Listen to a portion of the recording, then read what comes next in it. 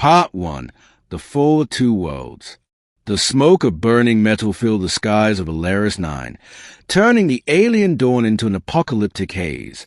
The human fleet had fallen back after days of endless war, and the alien palace, once a symbol of divine light, now burned under its own collapsing towers.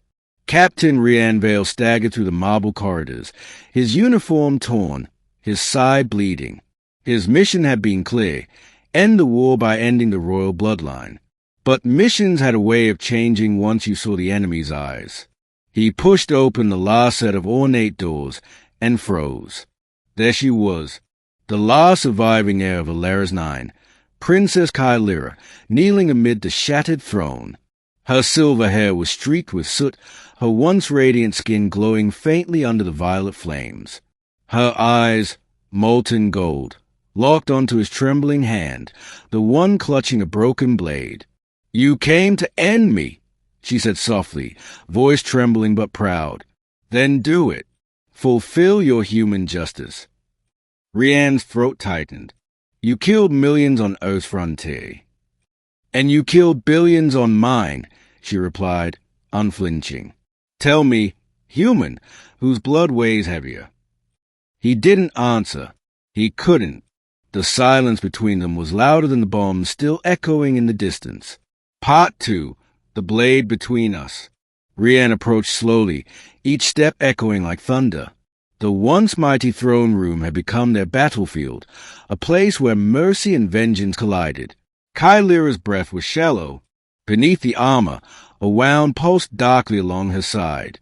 She was dying, yet she smiled. "Do you think your blade will save your species?" she asked. Rian raised his weapon. "It'll end this war." But his hand shook, because now, face to face, she didn't look like the monster his generals had described. She looked tired, beautiful, broken in the same way he was. Her lips curved faintly. "You humans fight so hard for peace, yet all you bring is pain.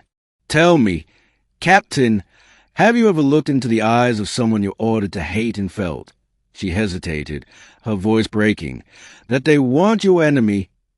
Rian swallowed. "You wouldn't understand." She leaned closer. "Then teach me." His blade hovered inches from her throat, and then she whispered the words that would haunt him forever. "End me, or enter me. The choice will define your species." Rian froze. Her words were not merely provocation. They were prophecy. The Alari were a telepathic race, bound by something they called a merge, a sacred joining of soul that could bridge species, or destroy them. To end her meant victory. To enter her meant merging their minds, risking his humanity to stop the cycle of hate. Outside, the last tower of Alaris 9 crumbled. Inside, Rian dropped to his knees. "I don't want to kill you," he whispered. Kylira's golden eyes softened. "Then don't." Part 3. The Merge. The air trembled as Rian pressed his hand to her chest. Her pulse fluttered beneath his palm, alien yet familiar. Kylira placed her hand over his, her fingers glowing faintly. In that instant, their thoughts intertwined. He saw her memories, her people's cries, her childhood under twin suns, her vow to protect her world at any cost. And she saw his earth-starving colonies, the desperation that led to war, the faces of comrades who died screaming in silence. They both saw truth. Neither side had been innocent. Both had fought for survival. Tears streamed down Rian's face. Why did we have to destroy everything to learn this? Kylira's voice echoed inside his mind. Because only the broken can rebuild the new. Her body trembled. "The merge will bind our fates," she whispered. "My essence for yours. My power for your pain. Together or not at all." Lightning cracked above the ruined palace. Their bodies glowed, wrapped in spirals of blue and gold energy. His heart raced, half fear, half awe. Then the explosion came. The merge ripped through the planet's core, stopping the battle across the skies. Every ship, human and alien alike, froze as their soldiers heard a shared voice, Two souls speaking as one. The war ends now. When the light faded, Kylyra collapsed into his arms.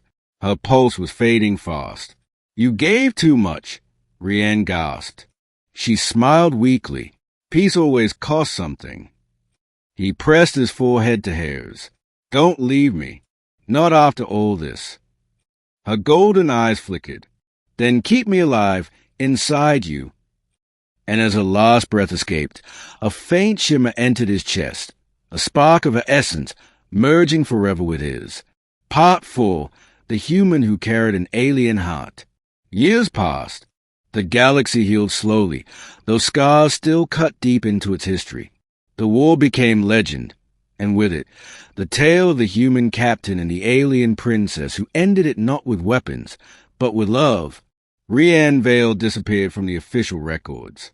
Some said he died during the final battle. Others whispered he became something else, neither human nor Ilari, but a guardian who walked between both worlds.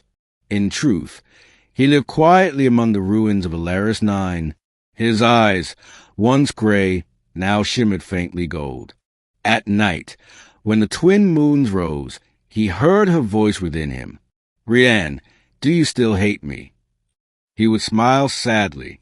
No, I only hate how long it took us to understand. Her laughter, soft and warm, would echo in his mind.